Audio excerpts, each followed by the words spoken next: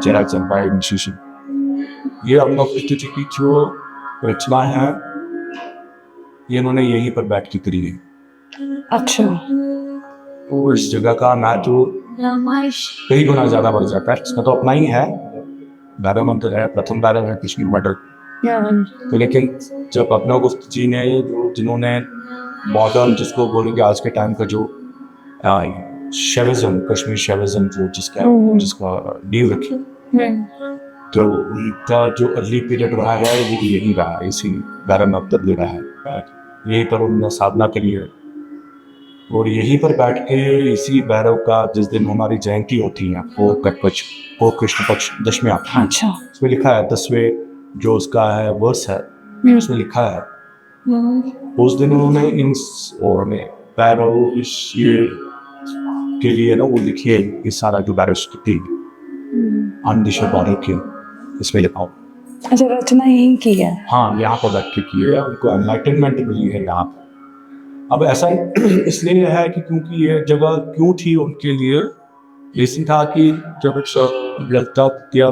यहाँ पर किंग थे तो उन्होंने बाहर से ना काफी सारे स्कॉलर्स को लेके अच्छा। All over India. तो अभिनव गुप्त जी के जो पूर्वज हैं वो कन्नौज के हैं।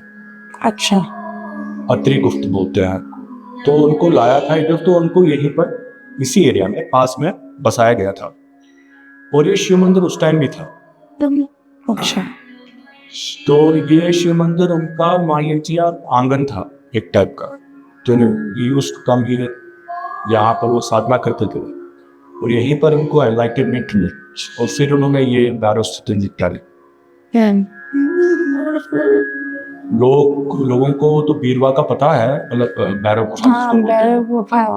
वो तो सबको पता है। वहाँ मतलब जैसे है कि वो गए थे और यही भैरव स्तुति गाते गाते वो गए थे, भैरव लीन हो गए थे अपने साथ 1200 जो डिसाइपल्स थे उनके साथ भैरव में लीन हो गए थे।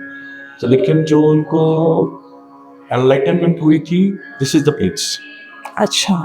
सो अभिनव गुप्त जी जब अभिनव गुप्त बने तो वो ये जगह है और ये वो उनका शिवलिंग है जहाँ पर बैठ के इस बॉडी अपनी तपस्या करते थे। मतलब आप रेयरली देखोगे कि शिवलिंग, ये तो अभी हमने रिपेयर किया क्योंकि रिनोवेट किया 1-2 साल पहले, तो ये काफ़ी बिल्कुल संकीर्ण था, 8 फीट 2.5 फीट एंड 2.5 फीट एक सीधा नीचे था। तो और इसके पीछे बिल्कुल 16-17 फीट नीचे शिवलिंग स्थापित। तो उसके शिवलिंग का तो दर्शन होता ही था, वो ही देख पाते थे जिस दिन हम पानी वानी निकालते थे उसमें से। जैसे मान लीजिए आज हमें इसकी कुंड की सफाई करनी है तो वो तब दिख जाता। तो एक तो वो था, दूसरा ये भी था कि टाइम ने अपना एक सुक्रोजन दिखाया था, टाइम इतना more than 1000 years old। तो इट इज बेसिकली स्वयंभू शिवलिंग है। नहीं, स्वयंभू नहीं कह सकते हैं, उन्होंने स्थापित किया। स्वयंभू नहीं हुए, उन्होंने स्थापित किया। जो बेसिकली जो भैरव है ये तो शिव जी का ही रूप है, शिव जी का ही सब कुछ है ये। और ये भैरव अगर आपने कभी स्वच्छानंद भैरव देखा हो, स्वरूप देखा होगा और इनका स्वरूप देख लीजिए, जो स्वच्छानंद भैरव सत्यायुग में आए थे और ये संपूर्ण भैरव, संपूर्ण समझते हैं ना, संपूर्ण उनमें और इनमें खाली इतना ही जो विजुअलाइजेशन में एक डिफरेंस हमें लगता है। जो स्वच्छानंद भैरव के नीचे ऐसी एक सेक्ट लगता है ईगो, और यहाँ पर आप श्वेत नंदी महाराज देखते हैं विद पेशेंस। अच्छा। डिफरेंस मतलब जो हमें दिखता है विजुअलाइजेशन जो करते हैं, बाकी ये संपूर्ण है, कंप्लीट है। अभी स्वच्छानंद भैरव जी का आपने तो जो इसमें जो फीमेल है वो क्या है? वो देवी है, माता पार्वती है। माता पार्वती में शिव का स्वरूप है संपूर्ण। दिस इज पंचमुखी, वो पंचमुखी 5 faces of Shiva। हाँ, पंचमुखी है, 18 भुजाएं। आपको ये अंडरस्टैंड करना पड़ेगा एक ना, ये जो भैरव का जो ये कॉन्सेप्ट है, ये मतलब ये बाहर जब जैसे हमने रिसेंटली बात करी, बाहर भैरव को इन्वोक कर, हाँ जी, it's a deity, but here it's not a deity, it's lives with you, it is with you. अच्छा, आपको खाली पहचानना है। सिंपली मैं बताऊंगा, यहाँ पर अभी लाइट है, अगर हम सारे स्विचेस ऑफ करते हैं तो लाइट बिल्कुल नहीं है, लेकिन लाइट है, ठीक है, just switch on the switch, आपको लाइट दिखना शुरू हो जाता है। मतलब इतनी ही देरी है ह्यूमन बीइंग में कि लाइट दिखने और नहीं में, कि आप कितना अपने अंदर विजुअलाइज कर सकते हो। भैरव आपके अंदर है। मतलब स्वामी लक्ष्मण जी काफ़ी स्ट्रॉन्ग डिस्कोर्सेज देते हैं इसमें। सो हम बात कर रहे थे स्वामी लक्ष्मण जी की, मतलब अगर आपको अंडरस्टैंड करना, लिसन टू दो डिस्कोर्सेज स्वामी लक्ष्मण लक्ष्मण जी, क्योंकि उन्होंने काफी सिंपलीफाई करके, हाँ, it's not Bhairav just Bhairav, it's about Shiva philosophy, its entire Shaivism. Shaivism है, कॉन्शियसनेस है। मतलब आप फिजिक्स के हिसाब से अगर देख लें, आप नॉर्मली अगर बोलेंगे ये ब्रह्मांड है, तो how do you find it, it's a living conscious जो ब्रह्मांड है। हम साइंटिफिकली पढ़ते हैं this was a big bang theory, और तब से ये एक्सपैंड हो रहा है। जो ये एक्सपेंशन है, क्रिएशन खत्म होना, क्रिएशन खत्म हो, काफ़ी सारे स्टार्स बन रहे हैं, काफ़ी सारे खत्म हो रहे हैं, बन रहे हैं, खत्म हो रहे हैं, ये अपने आप में डिनोट करते हैं this conscious is living, it's surviving, बन रही है, बिगड़ रही है, जी रही है। जैसे एक ह्यूमन बॉडी क्रिएट होती है, फिर हम जीते हैं, फिर हम वापस उसी चीज़ में वापस विलीन होते हैं। This is the living conscious, this is basically we can feel, we can understand. खाली इतना ही आपको अंडरस्टैंड करना है कि भाई आप कितने इसके मतलब आप इसके क्लोज हैं, आप कितने इसके अपने आप को पार्ट समझते हैं, how you treat your self. Bruce Lee का एक बार मतलब एक इंटरव्यू है, शॉर्ट इंटरव्यू है, होना चाहिए था हमारे कश्मीर शिविज्म या कश्मीरी लोगों का, normally we believe in this. अब ब्रूस ली की मैं एक बताऊंगा आपको, एक इंटरव्यू है, क्या आप सबकॉन्शियसली भी अपने बारे में बुरा मत सोचिए, because our body doesn't know anything, whatever you think it happens. So why it happens? Because the consciousness inside evolves accordingly on your thoughts. जो आपके थॉट प्रोसेस है वही आप बनते हैं। आप नॉर्मल फिनोमेना में देखिए कि जो बच्चा, कैसे जब बच्चा आता है उसके पास एक ब्लैंक मतलब स्लेट होता है, फिर मदर इसकी पहली टीचर बनती है। कहीं मदर बड़ी हार्श होती है, कहीं मतलब अलग अलग ग्रुप की बात करता हूँ, कहीं बड़ी सॉफ्ट होती है, कहीं काफ़ी इंटेलेक्चुअली मतलब काफ़ी तेज़ होती है, कहीं इंटेलेक्चुअली काफ़ी कम होती है। आप देखेंगे उसके मतलब मिरर उस बच्चे में आप ऑटोमेटिकली देखना शुरू करेंगे। So this is the thing how you transform चीज़ें। सो अगर आप ये समझना शुरू कर लें कि भाई आपके अंदर हैं और आप उसको जागृत करना चाहते हैं, जागृत डजंट मीन कि यू बिकम गॉड, जागृत मीन्स कि you are part of God. So आपको ऑटोमेटिकली वो चीज़ें दिखना शुरू हो जाएंगी अपनी लाइफ में। जैसे हमारे सदगुरु जी बोलते हैं कि I have not given right to anybody to make me happy और angry, this is the consciousness. आप गाली दे दो, बुरा करो, इट शुडंट, मतलब बॉडी में पिंच हो जाए लगेगी ज़रूर, बट यहाँ जो मन और मस्तिष्क में आपको उसका फील नहीं होगा। This is the consciousness, and this is the consciousness जो हमको भैरव समझाते हैं, कश्मीर शैविज्म समझाते हैं। इसी से इवोल्यूशन होता है, इसी से हम इवॉल्व होते हैं from one phase two another phase, ठीक है, जिसको हम बोलते हैं परा परा परा परा, जो फेजेस होते हैं हमारे टाइम। तो इसी कॉन्शियस से हम धीरे धीरे करके इवॉल्व होना शुरू हो जाते हैं एज ए ह्यूमन बीइंग, जो लास्ट में हमारा कश्मीर शैविज्म समझाता है कि भाई मोक्ष की तरफ जो बिल्कुल होता है। दैट्स वाई कि अगर आप काफ़ी सारा लिटरेचर अगर पढ़ेंगे तो मणिकर्णिका घाट के ऊपर अगर पढ़ना चाहें, अगर आप मोक्ष को पहचानना चाहते हैं तो मणिकर्णिका, बनारस और मणिकर्णिका घाट पढ़िएगा, मतलब आपको एक डिफरेंट व्यू आना शुरू हो जाएगा। बिकॉज बनारस घाट ऐसा है, मतलब वो उसमें मणिकर्णिका घाट ऐसा है जहाँ 24 घंटे चिताएं जल रही होती है, गरीब अमीर चल रहा होता है, एंड जो वहाँ पर जो लोग उनको दाह संस्कार करने होते हैं उनके पास टाइम नहीं है, उनकी क्रिया ही उसी में फंसी हुई है। अब सो कभी बैठिएगा उधर देखिएगा, आपको समझ आएगा कि what actually Kashmir Shaivism is. इस जगह की बात अगर हम कर लें, इस आनंदेश्वर भैरव की जगह की, it's one of the most elevated places. I'm not saying कि only place Kashmir, but it's one of the most. एक तो अभिनव गुप्त जी का तो मैंने बता दिया कि आप वो यहाँ पर उन्होंने ये जगह चूज की, तभी चूज की होगी कि unless and until they have some kind of vibes like that. एक सबसे बड़ी बात। दूसरी बात ये है कि इसका जो जियोग्राफी है ये जगह की, it's very unique in itself. हमारा जो डल है उसको हम बोलते हैं सुरेश्वरी, डल लेक सुरेश्वरी बोलते हैं, ठीक है। अब बेसिकली अगर हम डल लेक पढ़े ना, डल लेक कश्मीरी में जहाँ पानी एक जगह ठहरा हुआ होता है लेक, उसको हम डल ही बोलते हैं, एक कश्मीरी वर्ड। अगर हम उस डल लेक को कश्मीर में ट्रांसलेट करें, वो डल डल है या लेक लेक है, दोनों का मीनिंग सेम है। अब हम कश्मीरी में डल बोलते हैं लेक को, और हमने लास्ट में लेक लगा दिया अंग्रेजी वर्ड। डल भी लेक ही है और लेक भी डल ही है। अब समझ गए।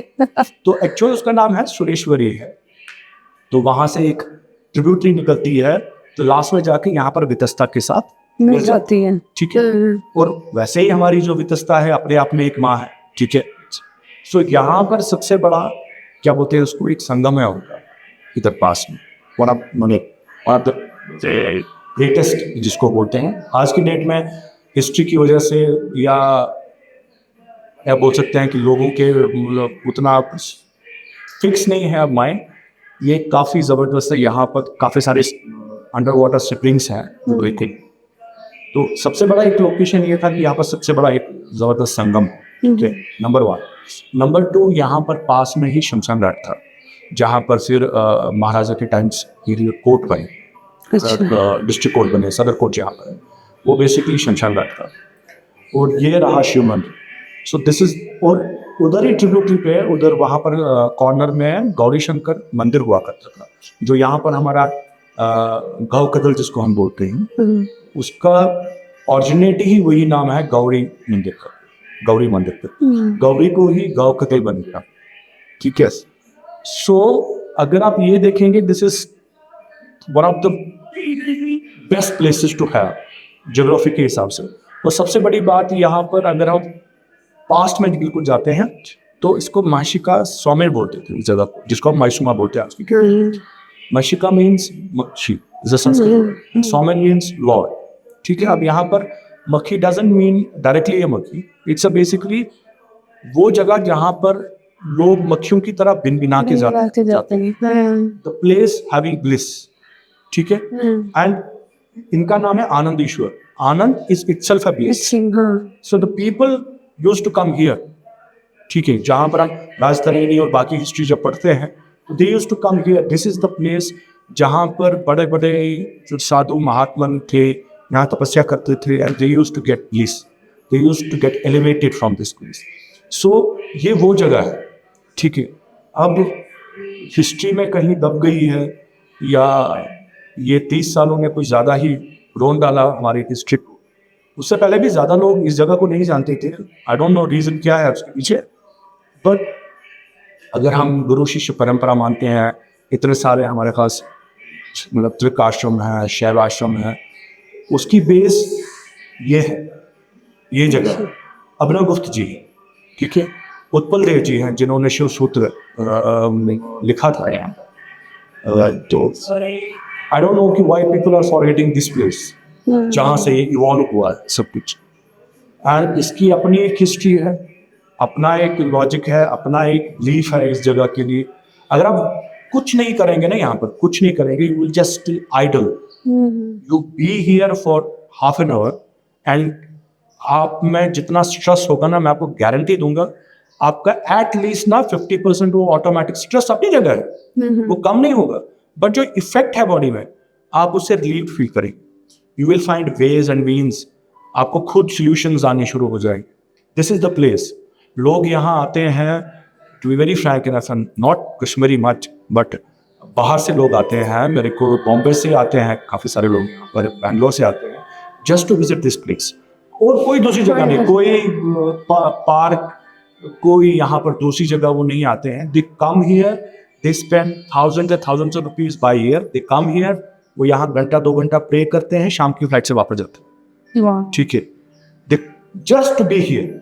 और हमारा 25th को यहाँ पर एक भंडारा है, अपने गुप्त जी का बर्थडे है, निर्जला एकादशी को. तो उस दिन भी काफी सारे लोग इनसे पूछ के आते हैं भाई किस दिन डेट है. वो खाली आएंगे जम्मू से उस दिन के लिए, नॉट कश्मीरी जिनकी ये धरोहर है, बट द पीपल आउटसाइड, वो इतना इसके साथ अटैच्ड फील करते हैं. कुछ ना कुछ मिला होगा, कुछ ना कुछ पाया होगा, क्योंकि आजकल के टाइम में तो it's a give and take. हम भगवान के पास तब जाते हैं जब उसके साथ सौदा बंदी ना करें, जब जरूरत है तभी जाएंगे. अदरवाइज तो हम किसी को नहीं मानते हैं. भगवान तो बड़ी दूर की बात है. गिव एंड टेक का मामला है. सो अगर हम यहाँ आते हैं, हम इसको 4 चीजें बोलेंगे, भाई वो कर दो, ये कर दो, वैसे कर दो, वैसे कर दो, वरना तो वो भी नहीं आएंगे इधर. बच्चे चक्कर लगाने वो भी नहीं लगाएंगे. Isn't it? फिर से आई कम बैक टू काशी. वहां मैंने लोग देखे हैं वो भगवान को ना आशीर्वाद देते. वही काशी इस काशी. आपने वो देखा नहीं होगा अभी, आपने वो मांग नहीं किया, वो वहां भगवान को ना आशीर्वाद देते हैं. वो शुड बी लाइक दैट, क्योंकि इनकी वजह से हम हैं. ऑटोमेटिक देखिए, फादर होता है ना, फादर यहाँ पे समझाऊंगा, उसके पास 20 बच्चे हैं, 30 बच्चे हैं, 2 बच्चे हैं, वो कोई डिफरेंशिएट नहीं करते. चाहे एक बच्चा अच्छा हो, एक बच्चा बुरा हो, वो कोई डिफरेंशिएट नहीं करते हैं. वो बच्चे के अपने कर्म हैं जिसकी वजह से वो बाप से दूर हो जाता है. ठीक है, ये किसी को सब डिफरेंशिएट नहीं करते हैं. नेम आप इसको राम जी बोलिए, कृष्ण बोलिए, राधा माँ बोलिए, कुछ भी बोलिए, इट्स हार्डली कोई फर्क पड़ता है. व्हेन यू आप एक लेवल से आगे चले जाना शुरू कर जाते हैं, फिर आपको कोई फर्क नहीं पड़ता. There should be no difference. ये सारी चीजें फिर कोई चीजों कोई वैल्यू नहीं करती आपकी. क्योंकि जब अहम ब्रह्मास्मि बोलते हैं, मैं ही मतलब मेरे अंदर ही ब्रह्मांड है, तो फिर ये चीजें क्या फर्क पड़ती है? ये हार्डली मैटर्स. आप समझे ना मेरी बात, मैं क्या बोल रहा हूँ? अगर आपके अंदर ही सब कुछ है, मैं आपको एक सिंपल सा एक लॉजिक समझाऊंगा, रैंडम सा लॉजिक है. हम अगर भगवान शिव, जो हिंदी में लिखा है शिव, अगर उसका संधि विच्छेद करें, ठीक है, एक को अलग काट दें, तो वो क्या बचता है फिर? शव. तो जब हम उसके साथ ई जोड़ते हैं, ई शक्ति है, ठीक है, जिसको हम अर्धनारेश्वर कंप्लीट करते हैं, ठीक है ना. तो अगर हम नॉर्मली देख लें, मतलब एवरी मेल, अगर साइंस के हिसाब से टेस्टोस्टेरोन भी होते हैं, एस्ट्रोजन्स भी होते हैं. अब मेल में टेस्टोस्टेरोन ज्यादा होते हैं, एस्ट्रोजन्स कम होते हैं. फीमेल में एस्ट्रोजन ज्यादा होते हैं, टेस्टोस्टेरोन कम होते दोनों हैं. ठीक है. एक साधु महात्मा थे, भगवान शंकर के मानस पुत्र थे, भृंगी महाराज थे. तो क्योंकि वो भगवान शंकर के मानस पुत्र थे, तो वो भगवान शंकर के बगैर किसी और चीज को मानते नहीं थे. ठीक है. तो एक बार चले गए कैलाश पे, बोलने लगे भाई ये क्या फैमिली जोड़ के रखी है आपने, बीवी है, बच्चे है, ये चीजें मैं मानता ही नहीं. आप तो अपने आप में संपूर्ण है. तो भगवान शंकर उनको बोलते हैं मैं संपूर्ण नहीं हूँ, ये सब चीजें मुझे संपूर्ण करती है. तो वो अपने हठयोग में थे. तो उसने कहा भाई मैं ये स्त्री का चीज जो कॉन्सेप्ट है, स्त्री शक्ति जो है, इसको मानता ही नहीं. तो पार्वती माता उसको बड़े प्यार से बोलती तथास्तु, यानी कि जो आपके अंदर स्त्री का जो भी कुछ है अगर है तो मैं वो वापस लेती हूँ, अगर उसका कोई योग नहीं. ठीक है. With in a fraction of a second he becomes a dust. ठीक है, ही बिकम्स अ डस्ट. फिर उसमें थोड़ी सी क्षमता रखती है ताकि वो भगवान शंकर से अपना अंतिम ज्ञान ले सके. वो परेशान होता है, बोलता है भगवान शंकर क्या, why it happen to me. बोला मैं यही हूं, मैं शिव अगर हूं तो यही शक्ति से हूं.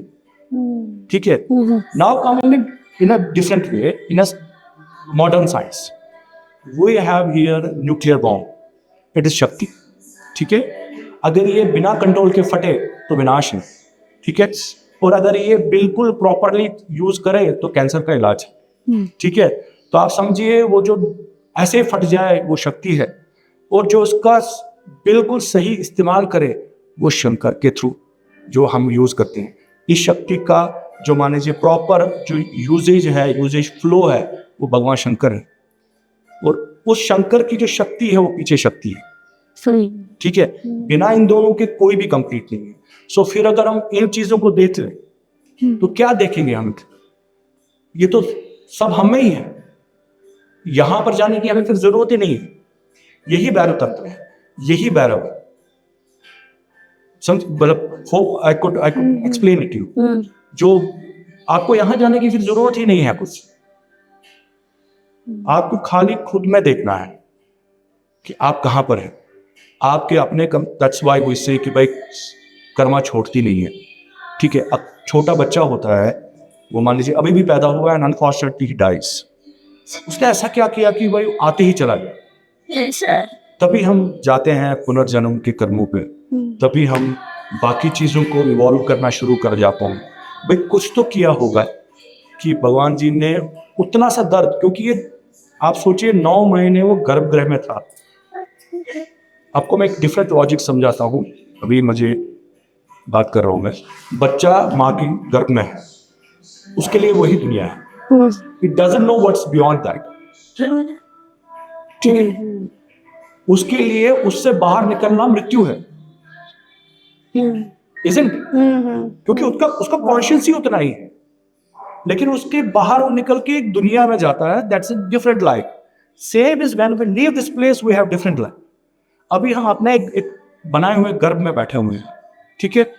जिस दिन हम इस गर्भ से बाहर निकलेंगे, there is something different waiting for us. एक बच्चा जितना माँ के पेट से उस टाइम अनिष्टा से अपने लिए खुराक लेता है, डीएनए का प्रोसेस लेता है, उसी हिसाब से वो एक स्ट्रॉन्ग या विकलांग उस हिसाब से बनना शुरू हो जाता है। That's with in that. जब हम यहाँ पर अपने कर्म करके छोड़ के जाएंगे, that's what will happen after life. हम इसको बोलते हैं after life, but who knows that is the actual life and we are just in a womb. Who knows? So this is the bad word. अगर आप ultimately जाना चाहते हैं कहीं पर, then you have to think about what your karma is. आपको कैसे जीना है, आपके how you are more in your self understanding the God. God कहीं बाहर नहीं है। आज के डेट में डिफरेंट मतलब तरीकों से लोग भगवान को पाते हैं। मेनली तो मतलब जैसे मैं अंडरस्टैंड कर पाया हूँ, 3 ही चीज़ें हैं। या तो आप शिव का रास्ता पाल लीजिए, ठीक है, या तो शक्ति का, ठीक है, और या फिर भक्ति का, ठीक है। ये 3 चीज़ें आपको मोक्ष तक लेके जा सकते हैं, ठीक है। तीनों का रास्ता अल्टीमेटली एक ही है, मतलब कोई डिफरेंट नहीं है। भक्ति भी आपको लास्ट में जाके यही शिव शक्ति का ही स्वरूप दिखाती है, ठीक है। शिव से भी जाएंगे तो आप, अगर शिव के रास्ते से भी जाएंगे तो शक्ति के साथ मुलाकात तो हो ही जाएगी, और अगर आप शिव शक्ति के रास्ते से जाएंगे तो शिव के साथ मुलाकात तो हो ही जाएगी। सो this is the ultimate thing, ठीक है ना। और कुछ पूछना है, हिस्ट्री पूछनी है तो मैं यहाँ की हिस्ट्री बता सकता हूँ। हाँ बता दीजिए, मैं तो आपको सुन नहीं रही हूँ। देखिए, ये सो बोल दिया मैंने। यहाँ पर बाहर दैट्स व्हाई कि एक तो हो गया ये हमारा जो मंदिर है, यहाँ पर बाहर एक छोटा मंदिर है मेरा, तो वहाँ पर शिलाएं हैं, 3 शिलाएं। वहाँ चल सकते हैं हम? हाँ व्हाई नॉट, आ जाइए। ये जो अंदर देखते हो ना, अंदर जो आपने फोटोग्राफ्स जो देखा तो ये इसी का ये शिलान्यास है, जो अंदर जो आप और devotion पे पावड़ी जी के विवेकानंद जी महाराज साहब, ये वो शुरू करता है शुरू, ठीक है। वो शिव जी और माता पार्वती, ठीक है, और ये 12 का शुरू, और ये सारे के सारे 625 से लेकर 675 तक, मतलब तब के और तब का स्ट्रक्चर है 625 to 675। तो अब आप अंदाजा लगा सकते हैं 1400 ईयर्स की तो हिस्ट्री आप यहाँ पर ही देख रहे हैं, ठीक है। 1400 ईयर्स, तो ये हिस्ट्री तो आप सामने देख रहे हैं। इतना पास जाएंगे तो जो हमारे मार्टन बने थे वो तो 700 समथिंग में बने थे, ये उससे भी पुराना है, ठीक है। और मुझे हमेशा ये दुख अभी तक जो मैंने देखा, मैं इस जगह से एसोसिएटेड हूँ नियर अबाउट 12 साल हो गए, लोगों को इस जगह के बारे में पता ही नहीं है। और ऑनेस्टली स्पीकिंग, ये मैं कोई ऐसा बना नहीं रहा हूँ, बट मुझे बहुत कुछ मिला यहाँ से, बिना मांगे, बिना कुछ पूछे, क्योंकि मुझे मांगना नहीं आता है, और मुझे नहीं लगता कि बाप से मांगना चाहिए। बाप को पता होता है कि बच्चे को क्या जरूरत है, क्या उसके लिए अच्छा है। बच्चा तो फालतू में कुछ भी मांग सकता है, क्योंकि हमारा दिल ही वैसा है। कश्मीरी में हमारे दिल को बोलते हैं what want, jumps from one, एक टाइम से, तो बच्चा कुछ भी मांग सकता है। सो बेटर है कि आप बाप पे छोड़ दीजिए, what's best for me, I am happy in that. So this is one of the places. अगर यहाँ पर जो जिसको हम बोलते हैं लिविंग श्री यंत्रा, जो हमारी हरि पर्वत है, ठीक है, उसके इर्द गिर्द ही अष्टभैरव ये हैं जो फिर डिफाइन करते हैं। तो वहां पर और यहाँ पर मुझे नहीं लगता है कि मांगना चाहिए, बस छोड़ देना चाहिए।